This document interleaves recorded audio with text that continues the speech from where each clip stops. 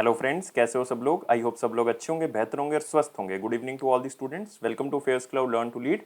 तो आज हम डिस्कस करेंगे 29 मार्च 2022 के बहुत इंपॉर्टेंट करंट अफेयर, जिसमें से दो बेस्ट इमेजेस जो है वो आप यहाँ पे देख रहे हो। लेकिन बहुत इंपॉर्टेंट करंट अफेयर डिस्कस करने वाले हैं, तो वीडियो को बिल्कुल लास्ट तक जो है वो जरूर देखना है।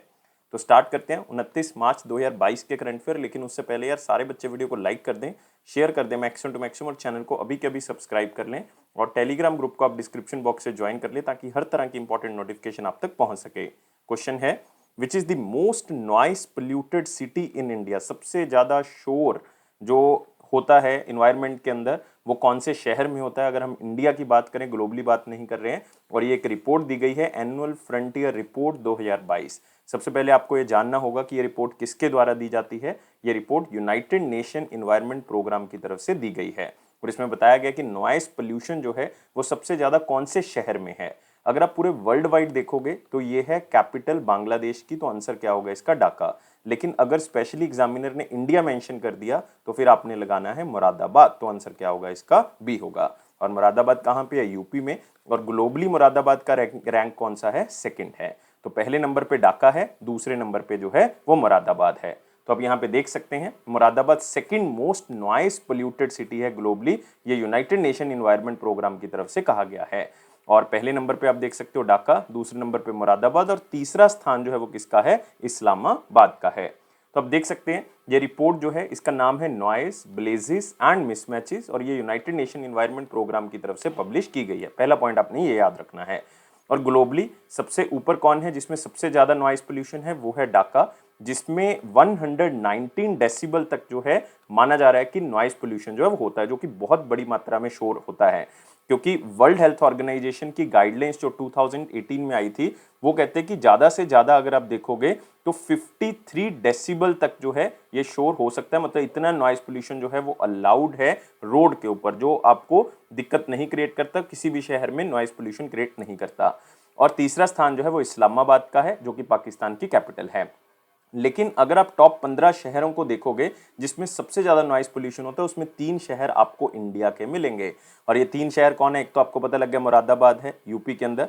दूसरा जो शहर है हमारा वो है कैलकाटा, कैलकाटा मतलब वेस्ट बंगाल की मैं बात कर रहा हूं। और तीसरा है असनसोल, ये भी आपको कहां पे मिलेगा, वेस्ट बंगाल में। तो टॉप 15 में 3 शहर इंडिया के हैं, जो कि मैं तीनों के तीनों आपको बता चुका हूं।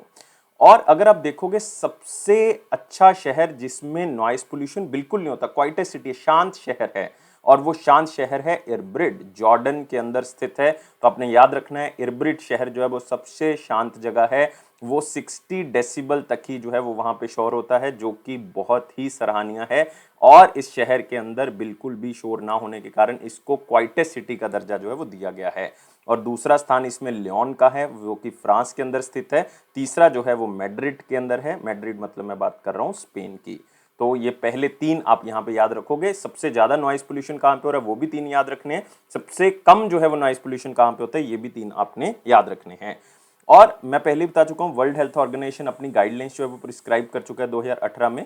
लेकिन एक एक्ट था जिसको कहा जाता है नॉइस एक्ट ऑफ 1999, ये भी वर्ल्ड हेल्थ ऑर्गेनाइजेशन की एक कम्युनिटी गाइडलाइंस हैं। इसके अकॉर्डिंग अगर रेजिडेंशियल एरिया है तो उसमें 55 डेसिबल तक ठीक है शोर अगर हो रहा है। और अगर ट्रैफिक और बिजनेस प्लेसेस हैं, लाइक इंडस्ट्रियल एरिया है, तो वहां पे 70 डेसिबल तक जो है वो सराहनीय, मतलब इससे ज्यादा है तो वो नॉइस में गिना जाएगा, वो नॉइस पोल्यूशन में काउंट किया जाएगा। तो ये रिपोर्ट जो है वो यूनाइटेड नेशन इन्वायरमेंट प्रोग्राम की तरफ से दी गई है, बहुत इंपॉर्टेंट ऑर्गेनाइजेशन है, याद रखोगे। इसकी स्थापना 1972 में की गई थी, 5 जून को। इसका हेडक्वार्टर जो है वो नैरोबी में है, कीनिया के अंदर, और इसके हेड जो है वो आयंग एंडरसन है। इसी के साथ आते हैं अगले क्वेश्चन के ऊपर। Who is elected as the new director general of international labour organisation. देखो मोस्ट इंपॉर्टेंट क्वेश्चन है, क्योंकि मोस्ट इंपॉर्टेंट ऑर्गेनाइजेशन की बात हो रही है।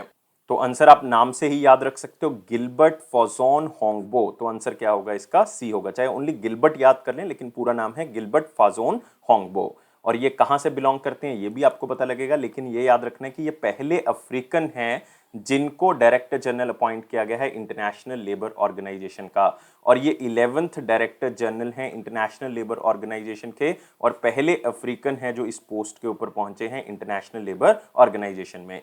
ये प्राइम मिनिस्टर रह चुके हैं दोस्तों टोगो के, मतलब अफ्रीकन कंट्री है, उसके प्राइम मिनिस्टर रह चुके हैं 2008 से लेकर 2012 तक। और ये अपना कार्यभार जो संभालेंगे वो 1 अक्टूबर 2022 को संभालेंगे और इनको कितने टाइम पीरियड के लिए अपॉइंट किया गया? 5 साल के लिए अपॉइंट किया गया है। तो आपको ये भी पता होना चाहिए कि अभी कौन है। अभी हैं गाय राइडर, मेरे ख्याल से सारे बच्चों को पता होगा कि करंटली जो हैं ILO के हेड जो हैं वो गाय राइडर हैं और ये यूनाइटेड किंगडम से बिलोंग करते हैं और 2012 में इनको अपॉइंट किया गया था, लेकिन इनका टाइम पीरियड बहुत बार एक्सटेंड कर दिया गया है। तो गाय राइडर अब रिटायर हो जाएंगे सितंबर में, तो इसका मतलब नए जो डायरेक्टर जनरल बनेंगे वो गिलबर्ट फॉजोन होंगबो बनेंगे। कौन सी कंट्री से बिलोंग करते हैं हम पहले ही बता चुके हैं कि कौन सी कंट्री से बिलोंग करते हैं, टोगो से बिलोंग करते हैं, अफ्रीकन कंट्री, और फर्स्ट अफ्रीकन है जो इस पोस्ट के ऊपर आएंगे और 11th डायरेक्टर जनरल हैं। ये नंबर आपने याद रखना है। लेकिन साथ ही साथ इंटरनेशनल लेबर ऑर्गेनाइजेशन के बारे में याद रखें। जैसे ही वर्ल्ड वार 1 1918 में खत्म हुई, उसके बाद इस ऑर्गेनाइजेशन की स्थापना की गई थी 1919 के अंदर। करंटली हेड में बता चुका हूं गाय राइडर हैं और आपने इनकी मेंबर कंट्री जो है वो याद रखनी है। टोटल 187 मेंबर जो हैं वो मेंबर कंट्री जो है वो इसकी मेंबर हैं। और साथ ही साथ आपने इसका हेडक्वार्टर याद रखना है, वो कहाँ पे है? जिनेवा के अंदर, स्विट्जरलैंड में। इसी के साथ आप जो बाकी नाम देख रहे हो ये भी बहुत इंपॉर्टेंट है। जैसे आप हांग मिंग का नाम देख रहे हो, हांग मिंग जो है वो नए सेक्रेटरी जनरल अपॉइंट किए गए हैं SCO के, याद रखना है, शंघाई कॉर्पोरेशन ऑर्गेनाइजेशन के नए secretary general Hong Ming appoint किए गए हैं। नेक्स्ट है जेंस स्टोल्टनबर्ग। जेंस स्टोल्टनबर्ग जो है वो नॉर्वे का जो सेंट्रल बैंक है, नॉर्वे का जो सेंट्रल बैंक है उसके गवर्नर अपॉइंट किए गए। जैसे हमारे RBI के गवर्नर होते हैं, वैसे ही नॉर्वे के सेंट्रल बैंक के गवर्नर जो हैं वो जेंस स्टोल्टनबर्ग हैं।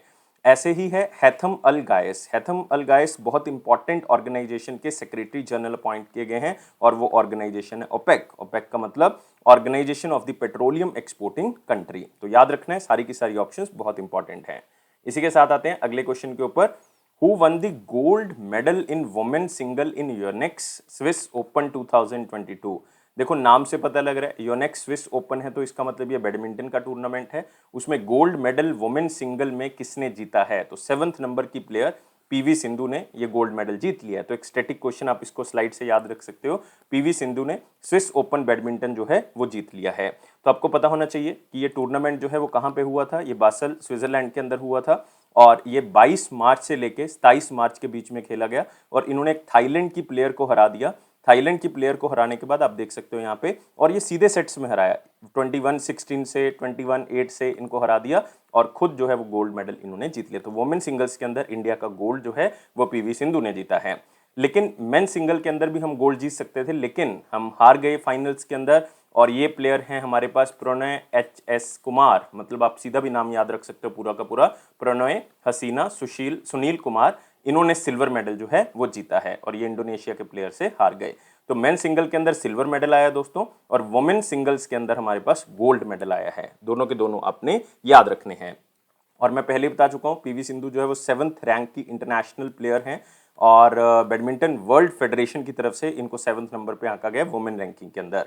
और इन्होंने रिसेंटली 2022 के अंदर एक टूर्नामेंट और जीता है। ये दूसरा टूर्नामेंट था जो इन्होंने जीता है 2022 के अंदर। इससे पहले सैयद मोदी इंटरनेशनल टूर्नामेंट इन्होंने जीता है। सैयद मोदी इंटरनेशनल टूर्नामेंट 2022 का जो जनवरी में हुआ था वो भी इन्होंने जीत लिया था। तो आंसर क्या होगा इसका? D होगा।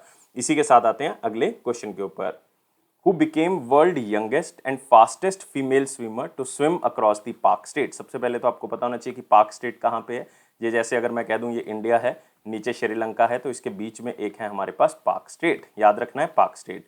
तो पार्क स्टेट को तैर के जाने वाली वर्ल्ड की यंगेस्ट और फास्टेस्ट फीमेल स्विमर जो है वो तैराक हैं, उनका नाम क्या है? उनका नाम है जिया राय। तो आंसर क्या होगा इसका? A होगा। मात्र 13 साल की हैं और कहाँ से बिलोंग करती हैं? मुंबई से बिलोंग करती हैं और एक इंडियन नेवी ऑफिसर की बेटी हैं। तो आप यहाँ पे देख सकते हो ये 13 साल की, आप देख सकते हो जिया राय। इन्होंने पार्क स्टेट जो कि 29 किलोमीटर जो कनेक्ट करती है श्रीलंका और इंडिया को, उसका 13 घंटे 10 मिनट में इन्होंने तैर के पूरा कर लिया। लेकिन आपको ये पता होना चाहिए कि इससे पहले ये रिकॉर्ड जो है वो एक पर्सन थे बुला चौधरी, उनके नाम पे था और वो लाइक फास्टेस्ट तौर पे जाने जाते थे क्योंकि उन्होंने 13 घंटे 52 मिनट में इस पार्क स्टेट को पार किया था। 2004 की बात कर रहे हैं, लेकिन इन्होंने उस रिकॉर्ड को तोड़ दिया और ये फास्टेस्ट बन गई। 13 घंटे और 10 मिनट में इन्होंने इसको पूरा कर दिया। और ये यंगेस्ट गर्ल हैं जो ऑटिज्म स्पेक्ट्रम डिसऑर्डर के होते हुए भी इन्होंने इस तैराकी के अंदर जो है वो अपनी उपलब्धता हासिल की। और ये ऑटिज्म स्पेक्ट्रम डिसऑर्डर जो है वो एक कॉम्प्लिकेटेड कंडीशन होती है जिसमें आप कम्युनिकेशन और आपके बिहेवियर में दूसरों के प्रति जो है वो अलग अलग चीज़ें देखने को मिलती है। लाइक आप अलग तरह का बिहेवियर करते हो, अलग तरह से कम्युनिकेट करते हो, लेकिन बाकी सारी चीज़ें जो हैं वो आपकी सही तरह से काम कर रही होती हैं, लेकिन आपका जो बिहेवियर और कम्युनिकेशन पैटर्न है वो बाकी लोगों से, आम लोगों से मैच नहीं करता। उसको हम कहते हैं ऑटिज्म स्पेक्ट्रम डिसऑर्डर। तो आपने याद रखना है। और ये पूरा का पूरा जो आप कह सकते हो पार्क स्टेट के अंदर ये स्विमिंग जो पूरा का पूरा ऑर्गेनाइज किया गया, ये किया गया para swimming federation of India, para swimming federation of India की तरफ से इसको ऑर्गेनाइज किया गया था। और जीआरआई के बारे में एक बात और याद रख सकते हो, इनको प्राइम मिनिस्टर राष्ट्रीय बाल पुरस्कार से भी सम्मानित किया जा चुका है, जो कि एक हाईएस्ट ऑनर है किसी इंडियन सिटीजन को दिया जाता है जो 18 साल से कम है। तो याद रखना है, प्राइम मिनिस्टर और प्रधानमंत्री राष्ट्रीय बाल पुरस्कार से भी इनको सम्मानित किया जा चुका है। तो ये सारी की सारी चीज़ें आपने जीआरआई के बारे में याद रखनी है। एक इंडियन नेवी ऑफिसर की बेटी, बहुत ही गर्व होगा उनको क्योंकि वो खुद नेवी से हैं और यहाँ पे भी बात स्विमिंग की हो रही है, तो इसलिए जुड़ी हुई चीज़ें हैं। 13 साल की हैं मात्र, और आप देख सकते हो ऑटिज्म की शिकार हैं, लेकिन फिर भी उन्होंने इस रिकॉर्ड को हासिल किया। तो कोई भी मंजिल जो है वो छोटी नहीं होती, लेकिन उसको पाने का जज्बा अगर आप में है तो आप बहुत ही जल्दी उसको पालोगे। इसी के साथ बढ़ते हैं अगले क्वेश्चन के ऊपर, जो कि है वेरी इंपॉर्टेंट क्वेश्चन सेक्शन में। लेकिन वीडियो को लाइक करें, शेयर करें मैक्सिमम टू मैक्सिमम, और चैनल को अभी के अभी सब्सक्राइब कर लें, और टेलीग्राम ग्रुप को आप डिस्क्रिप्शन बॉक्स से ज्वाइन कर लें। तो इसमें पहला क्वेश्चन है हमारे पास, इंडिया ने कितने मेडल जीत लिए हैं world table tennis contender championship के अंदर, और वो कहां पे हुई है? देखो, दो आंसर आपने करने हैं, एक तो कितने मेडल जीते हैं, और ये चैंपियनशिप जो है वो टेबल टेनिस से आयोजित की गई, वो कहां पे हुई। और दोस्तों, इंडिया ने 2 मेडल जीत लिए हैं, एक ब्रॉन्ज और एक सिल्वर, और ये कहां पे हुई है? दोहा के अंदर हुई है। मतलब एग्जामिनर आपको एग्जैक्ट कंट्री पूछ सकता है, तो ये कतर में हुई है। और 2 मेडल्स में अगर आप देखोगे, एक तो इंडिया ने ब्रॉन्ज जीता है और एक कौन सा मेडल जीता है? सिल्वर मेडल जीता है। और ये चैंपियनशिप दुबई में हुई है 18 मार्च से लेके 24 मार्च 2022 के बीच में। तो आप देख सकते हो यहाँ पे 2 इंडियन प्लेयर्स, एक का नाम है मनिका बत्रा और दूसरे का नाम है जी साथ्यान। इन्होंने डबल मिक्स्ड के अंदर जो है वो सिल्वर मेडल दोस्तों जीत लिया है। तो आप देख सकते हो यहाँ पे मनिका बत्रा और जी साथ्यान ने जो है वो सिल्वर मेडल जीता है मिक्स्ड डबल्स कैटेगरी के अंदर। तो एक मेडल तो हमारे पास सिल्वर यहाँ से आ गया। एक हमारे पास जो है वो मेंस सिंगल्स के अंदर आया, वहां से हमारे पास ब्रॉन्ज मेडल आया, और वो जीता है अचंता शरत कमल ने, जो कि आप कह सकते हो कि सेमीफाइनल्स के अंदर हार गए, और उसके बाद उनको ब्रॉन्ज मेडल जो है वो दिया गया। तो सिंगल इवेंट टूर्नामेंट के अंदर मेंस कैटेगरी के अंदर अचंता शरत कमल ने ब्रॉन्ज मेडल को जीता है। और अगर आप देखोगे इंटरनेशनल टेबल टेनिस फेडरेशन की रैंकिंग के अकॉर्डिंग, मनिका बत्रा और जी साथियान की जोड़ी को 7th रैंक पे आंका गया है पूरे वर्ल्ड में मिक्स डबल्स के अंदर। तो बहुत ही शानदार रैंकिंग है अगर आप इंडिया के बिहाफ से देखोगे। और इंटरनेशनल टेबल टेनिस फेडरेशन जो है गवर्निंग बॉडी है, जितनी भी नेशनल टेबल टेनिस एसोसिएशन है उनको कंट्रोल करती है।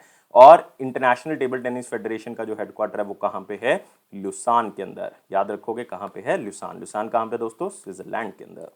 इसी के साथ आते हैं अगले क्वेश्चन के ऊपर, who is appointed as managing director and CEO of Maruti Suzuki India. तो आपको पता होना चाहिए कि मारुति सुजुकी इंडिया लिमिटेड जो है वो एक सब्सिडरी है सुजुकी मोटर कॉर्पोरेशन, जो कि जापान की एक कंपनी है। तो उन्होंने हिसाशी ताकेउची को अपॉइंट किया है एज ए नया मैनेजिंग डायरेक्टर और सीईओ। सिर्फ स्लाइड से क्वेश्चन को याद रख सकते हैं, तो आप यहाँ पे देख सकते हो उनका चेहरा। इनको 3 साल के लिए दोस्तों अपॉइंट किया गया है। 1 अप्रैल 2022 को इनका टाइम पीरियड स्टार्ट होगा और 31 मार्च 2025 तक ये काम करेंगे। मतलब इनको टोटल 3 साल के लिए अपॉइंट किया गया है। तो नए मैनेजिंग डायरेक्टर और सीईओ मारुति सुजुकी इंडिया के कौन अपॉइंट किए गए? हिसाशी ताकेउची। लेकिन आपको सिर्फ स्लाइड से क्वेश्चन को याद रखना है, इतना ही याद रखें। आपको जो है इससे ज़्यादा नहीं पूछा जाएगा। कितने टाइम के लिए पॉइंट किया गया ये नहीं पूछा जाएगा, लेकिन फिर भी याद रख सकते हो कि 3 साल के लिए पॉइंट किया गया है। लेकिन बाकी जो नाम है वो भी आप देख सकते हो। सबसे पहला नाम देख सकते हो शियोमारा कैस्ट्रो।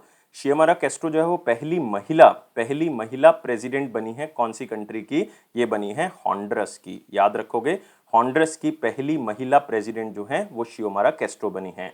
नेक्स्ट देबाशीष मित्रा, बहुत ही इंपॉर्टेंट ऑर्गेनाइजेशन के प्रेसिडेंट बनाए गए हैं, और वो ऑर्गेनाइजेशन का नाम है ICAI। इसका मतलब है Indian institute of chartered accounts, Indian institute of chartered accounts. Next है ताक्युआ सुमारा और सुमूरा। तो आप किसी भी तरह से नाम को याद रखें, एक बार पढ़ जरूर लें। और ये नए प्रेसिडेंट बनाए गए हैं, नए प्रेसिडेंट बनाए गए और सीईओ बनाए गए हैं होंडा कार्स के, होंडा कार्स के। तो नाम जरूर याद रखना है, ताक्युआ सुमूरा। तो अलग अलग तरह की अपॉइंटमेंट्स हैं, इंटरनेशनल अपॉइंटमेंट्स हैं इसमें, लेकिन आपने इसको याद रखना है। इसके साथ आते हैं अगले क्वेश्चन के ऊपर। अर्थ आर 2022 का थीम क्या था? पहले तो आपको ये पता होना चाहिए कि अर्थ आर 2022 किस दिन मनाया गया। तो ये दोस्तों हर साल जो है वो एक ही दिन में नहीं मनाया जाता, मतलब ऐसे नहीं कि हर साल उसी दिन मनाया जाएगा।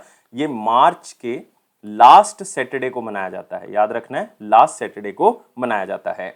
तो हम क्या करते हैं इस दिन कि लाइक 8:30 से लेके रात को 9:30 बजे के बीच बीच में हम सारी लाइट्स बंद कर देते हैं। ये एक तरह का आप कह सकते हो हमारा जेस्चर है कि हम इन्वायरमेंट को साफ रखना चाहते हैं, इन्वायरमेंट को जो भी चेंज हो रहा है उसमें उसको रोकना चाहते हैं, इन्वायरमेंट को खराब नहीं करना चाहते हैं, तो उसके प्रति हम पूरी लाइट्स जो है वो बंद कर देते हैं। लाइक 8:30 से लेके 9:30 के बीच में हमने किया।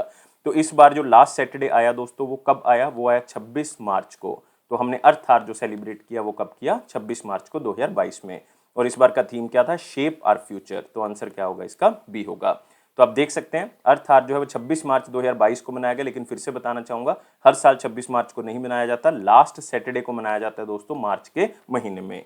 और अर्थ आवर जो है वो वर्ल्ड का लार्जेस्ट आप कह सकते हो ग्रास रूट मूवमेंट है, जिसमें इन्वायरमेंट के बारे में हम चर्चा करते हैं और खास करके बहुत से लोग इकट्ठे होकर इन्वायरमेंट को ठीक करने में या प्लैनेट को ठीक करने में जो भी सहायता है वो प्रदान करने की कोशिश करते हैं। और 26 मार्च को जब हमने 2022 में इसको बनाया तो एक तरह से ये 15th अर्थ आवर जो है वो हम सेलिब्रेट कर रहे थे, क्योंकि पहली बार जो है वो इसको 2007 में मनाया गया था। कहाँ पे? ऑस्ट्रेलिया के अंदर। और इंडिया ने कब से मनाना स्टार्ट किया? इंडिया ने दोस्तों 2009 में इसको मनाना स्टार्ट किया। 5 मिलियन लोगों ने इकट्ठे 2009 में इसको सेलिब्रेट किया था। 58 शहरों में इसको मनाया गया था। तो बहुत सी इंफॉर्मेशन आपके पास अर्थ आवर के बारे में आ चुकी है। थीम याद रखना है और कौन से दिन इस साल में मनाया गया ये भी याद रखना है। इसी के साथ आते हैं अगले क्वेश्चन के ऊपर। मिनिस्ट्री ऑफ स्किल डेवलपमेंट ने कौन से इंडियन नेवी शिप को सेंटर ऑफ एक्सीलेंस डिक्लेयर किया है मेरीन इंजीनियरिंग कैटेगरी के अंदर? एक सिंपल क्वेश्चन है, स्टैटिक क्वेश्चन है, स्लाइड से याद रखें। आंसर है इंडियन नेवी शिप शिवाजी। तो बी जो है वो इसका आंसर होगा। तो मिनिस्ट्री ऑफ स्किल डेवलपमेंट और एंटरप्रेन्योरशिप जो है उन्होंने इंडियन नेवी शिप शिवाजी को सेंटर ऑफ एक्सीलेंस का दर्जा जो है वो प्रदान किया है मेरीन इंजीनियरिंग के अंदर। तो एक तरह का जो INS शिवाजी है वो इंडियन नेवल स्टेशन है, लोनावला महाराष्ट्र के अंदर ये स्थित है। और सेंटर ऑफ एक्सीलेंस देते ही ministry of skill development entrepreneurship की तरफ से ये कहा गया है कि ये सेंटर ऑफ एक्सीलेंस अलग अलग तरह की ट्रेनिंग प्रोवाइड करेगा, अलग अलग तरह की रिसर्च करेगा, अलग अलग तरह की स्किल ट्रेनिंग के साथ साथ जो है वो आगे जाके जो कैपेसिटी बिल्डिंग प्रोग्राम्स हैं वो भी इनिशिएट करेगा। क्योंकि सेंटर ऑफ एक्सीलेंस का मतलब ही ये है कि मिलिट्री ऑर्गेनाइजेशन का एक अंग ऐसा बनेगा जो कि आगे जाके स्किल और टेक्नोलॉजी डेवलपमेंट के ऊपर क्या करेगा? फोकस करेगा। और ये किसको अपनी सुविधा प्रोवाइड करेगा? ये इंडियन नेवी को अपनी सुविधा प्रोवाइड करेगा अलग अलग डोमेन में। तो उसको हम कहते हैं सेंटर ऑफ एक्सीलेंस। तो INS शिवाजी को ये दर्जा जो है वो प्रदान किया गया मिनिस्ट्री ऑफ स्किल डेवलपमेंट की तरफ से। इसी के साथ आते हैं अगले क्वेश्चन के ऊपर। एक बुक लिखी गई है जिसका नाम है स्फूर्ति प्रदाता Shri Somaiya, authored bye home. ये बुक किसकी तरफ से लिखी गई है? आप सोच रहे होगे कि सर इतना इंपॉर्टेंट नाम लग नहीं रहा। ये इसलिए वेरी इंपॉर्टेंट में हम कवर कर रहे हैं क्योंकि इसको हमारे वाइस प्रेसिडेंट जो वेंकैया नायडू जी हैं उन्होंने इसका उद्घाटन किया, मतलब उन्होंने इस बुक को रिलीज किया है। और ये बुक लिखी है के श्याम प्रसाद ने। तो आंसर क्या होगा इसका? बी होगा। तो आप देख सकते हो वाइस प्रेसिडेंट ने एक बुक को रिलीज किया जो कि बहुत इंपॉर्टेंट है, जिसका नाम है स्फूर्ति प्रदाता श्री सोमाया। और ये किसके ऊपर लिखी गई है? ये सोमेपल्ली सोमाया के ऊपर लिखी गई है, जो कि एक बहुत ही फेमस सोशल वर्कर थे। कहां से? आंध्र प्रदेश से। तो आप देख सकते हो ये बुक जो है वो पूरी लाइफ स्टोरी है श्री सोमापल्ली सोमाया के बारे में, जो कि एक सोशल वर्कर थे आंध्र प्रदेश से। आप कह सकते हो उन्होंने अपनी पूरी लाइफ जो है वो लोगों की सहायता करने में, और साइक्लोन के कारण जो है वो आंध्र प्रदेश के अंदर जो लोग बेघर हो गए थे उनको घर बनाने में इन्होंने बहुत ज्यादा मदद की है। खुद आंध्र प्रदेश से बिलोंग करते हैं। इवन इन्होंने 1948 में जो है वो सत्याग्रह में पार्टिसिपेट किया, जिसने RSS को बैन कर दिया था। जब महात्मा गांधी की डेथ हो गई थी, नथुराम गोडसे ने उनको मार दिया था, तब RSS को बैन कर दिया था। तब उसके बाद जो है वो इन्होंने उस आंदोलन के अंदर पार्टिसिपेट किया कि RSS को बैन मत करो। तो राष्ट्रीय सेवा संघ के कारण जो है वो इन्होंने इस आंदोलन के अंदर पार्टिसिपेट किया और उस टाइम पे जेल भी गए थे। इसका मतलब इनकी लाइफ से हम बहुत चीजें सीख सकते हैं कि सोशल वेलफेयर के बारे में किस तरह से हमने लोगों की सहायता जो है वो करनी है। तो अपने पहली बात इसमें याद रखनी है, नाम स्फूर्ति प्रदाता श्री सोमाया। किसने इस बुक को रिलीज किया है? वेंकैया नायडू जी ने। किसने इस बुक को लिखा है? के श्याम प्रसाद ने। और ये बुक किसके बारे में बताती है? ये बताती है एक बहुत ही famous social worker Somepalli Somaya के बारे में। अगले क्वेश्चन के ऊपर आते हैं। Which city became India's first city to get a road that is made out of steel waste. तो फिर से एक इंटरेस्टिंग फैक्ट हमारे पास आ गया कि स्टील वेस्ट से बनी हुई इंडिया में पहली सड़क जो है वो कहां पे उसका निर्माण किया गया है, तो आंसर होगा सूरत। आंसर क्या है इसका? ए होगा। तो जो डायमंड सिटी है इंडिया की सूरत, वहां पे इंडिया की पहली पहली जो है वो स्टील वेस्ट रोड बनाई गई। इसको स्टील स्लैग रोड भी आप कह सकते हो। स्टील स्लैग का मतलब है जो स्टील का वेस्ट होता है उससे इसको बनाया गया है। तो ये 100% प्रोसेस्ड स्टील स्लैग है, मतलब आप कह सकते हो स्टील वेस्ट है।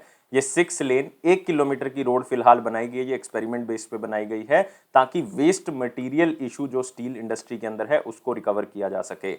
और साथ ही साथ इस रोड की थिकनेस भी जो है वो रिड्यूस हो गई, 30% तक इसकी थिकनेस जो है वो रिड्यूस हो गई है। और आप कह सकते हो ये प्रोजेक्ट पूरा का पूरा स्टार्ट किया गया था वेस्ट टू वेल्थ इनिशिएटिव के साथ और क्लीन इंडिया कैंपेन के साथ इसको स्टार्ट किया गया था।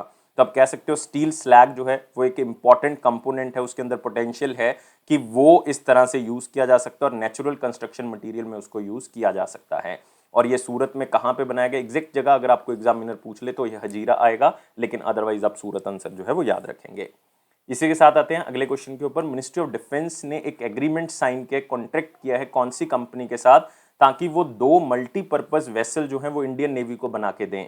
तो मल्टीपर्पज वेसल जो है वो अलग अलग तरह से यूज की जा सकती है, जैसे कि आप कह सकते हो कि कोई टॉर्पीडो को लॉन्च करना है, कोई आप कह सकते हो सरफेस और अंडर वाटर टारगेट्स को आपने जो है वो लेके आना है, एंटी सबमरीन वॉरफेयर के अंदर काम आ सकता है। आपको पेट्रोलिंग के दौरान जो है वो आपने गश्त लगानी है इधर उधर, तब आपको यूज हो सकता है। आप जो है वो सर्वेलेंस कर सकते हो वहां से, तो उसको हम कहते हैं मल्टीपर्पज वेसल्स। मतलब उस किश्ती का हम कई जगह से यूज कर सकते हैं, कई तरह से यूज कर सकते हैं। और ये 2 मल्टीपर्पज वेसल जो है वो कौन बना के देगा? लॉरेंस एंड ट्यूबो बना के देगा। तो आप देख सकते हो यहाँ पे डिफेंस कॉन्ट्रैक्ट जो है वो 887 करोड़ रुपीस का दिया गया है L&T को, जिसको हम कहते हैं लार्सन एंड ट्यूबो। तो वो ये बाय इंडियन कैटेगरी के अंदर बना के देगा और टोटल इस प्रोजेक्ट की कॉस्ट कितनी है? 887 करोड़ रुपीस है। तो ये फर्स्ट ऑफ इट्स काइंड है कि हम मल्टीपर्पज वेसल्स का निर्माण जो है वो इंडिया में कर रहे हैं और इंडियन नेवी की जो पूर्ति है उसको हम जो है वो पूरा करने की कोशिश करेंगे। तो सिंपल क्वेश्चन, स्टैटिक क्वेश्चन है। अगले क्वेश्चन के ऊपर आते हैं। प्रमोद सावंत जी ने ओथ ले ली है, दोबारा से वो गोवा के चीफ मिनिस्टर बन गए हैं और दूसरी बार लगातार जो है वो गोवा के चीफ मिनिस्टर बन चुके हैं। तो आपको पता होना चाहिए कि ये 13th चीफ मिनिस्टर दोस्तों बने हैं गोवा के। और मैं 13th इसलिए कह रहा हूं क्योंकि आपने रेपिटेशन को अलाउड जो है वो इसमें नहीं करना। और साथ ही साथ याद रखने कि अब इनका टाइम पीरियड 2022 से स्टार्ट हो गया, 2027 तक है। लेकिन 40 सीट्स हैं टोटल एमएलएस की वहां पे, और गोवा के अंदर बीजेपी ने 20 सीट्स को जीता है, जबकि मेजोरिटी कितने पे बनती है? 21 पे। लेकिन सिंगल लार्जेस्ट पार्टी होने के कारण, मतलब सबसे लार्जेस्ट पार्टी बनी स्टेट असेंबली के अंदर, तो सबसे पहला न्योता जो है वो इनको दिया गया। और इनके गवर्नर हैं PS श्रीधरन पिल्लाई, नाम याद रखोगे, जिन्होंने ओथ दिलाई, और इनके साथ 8 और मिनिस्टर्स ने जो है वो ओथ ली है।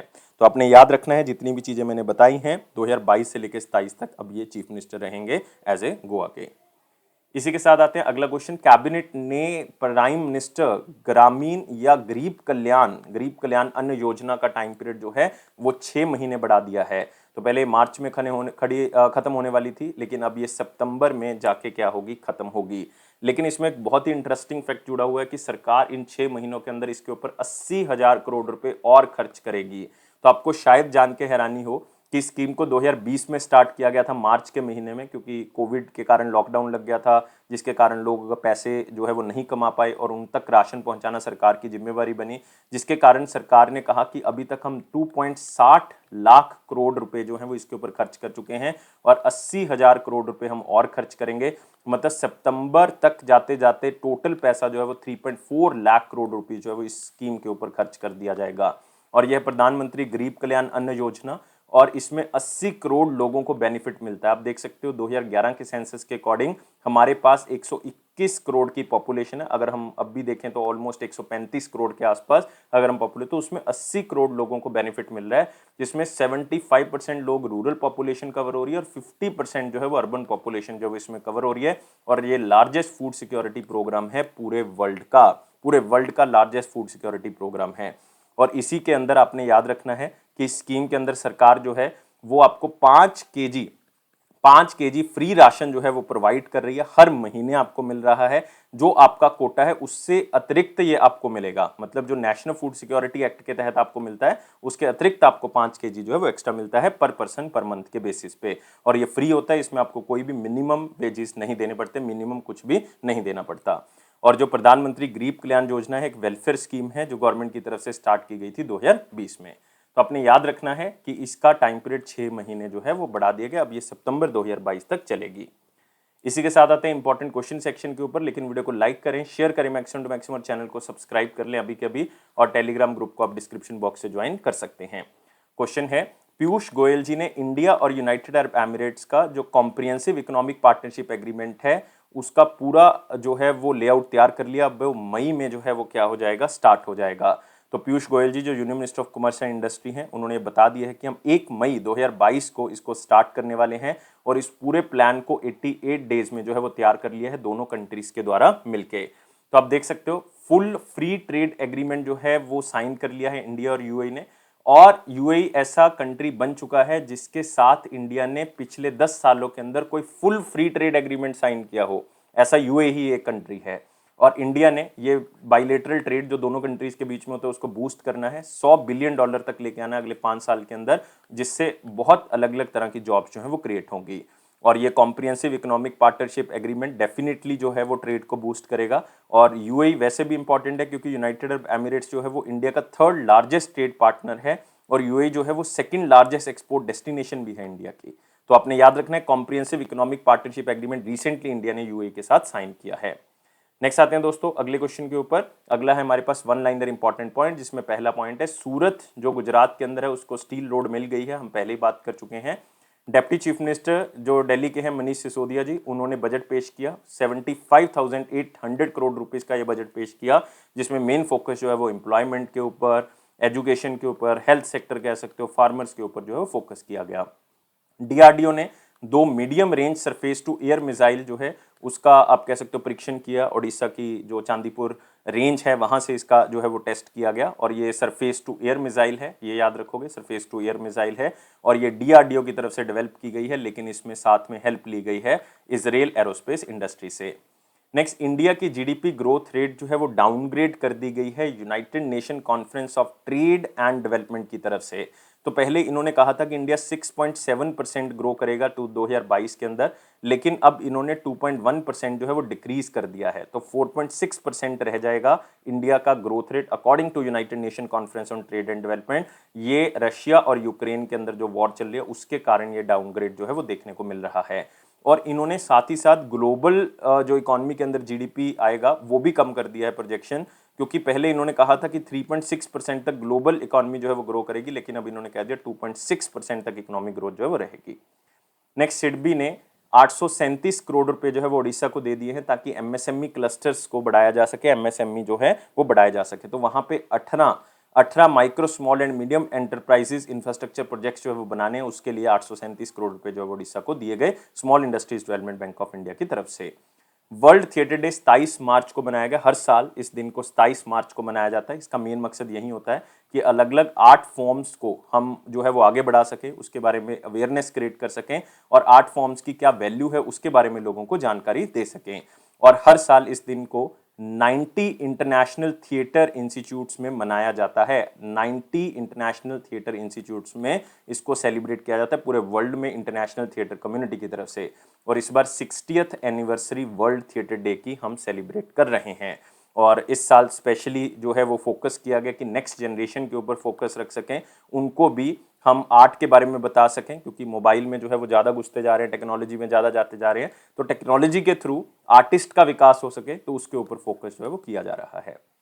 नेक्स्ट आते हैं क्वेश्चन ऑफ द डे। 27 और 28 मार्च 2021 का क्वेश्चन क्या था कि ऐसा पहला नॉन बैंक ओन्ड एटीएम कौन सा था, मतलब जिसको हम व्हाइट लेबल एटीएम कहते हैं, वो कहां पे ओपन किया गया था। तो आपको पता होना चाहिए कि टाटा कम्युनिकेशन पेमेंट सोल्यूशन, जो कि एक टाटा कम्युनिकेशन की ही एक सब्सिडरी है, उन्होंने पहला व्हाइट लेबल एटीएम जो है वो शुरुआत किया था कहां पे, चंद्रपाड़ा में। याद रखना है चंद्रपाड़ा, जो कि एक छोटा सा टाउन है कहां पे, मुंबई में। तो मतलब हम स्टेट की बात कर रहे हैं तो आंसर क्या होगा इसका, महाराष्ट्र का होगा, डी आंसर होगा।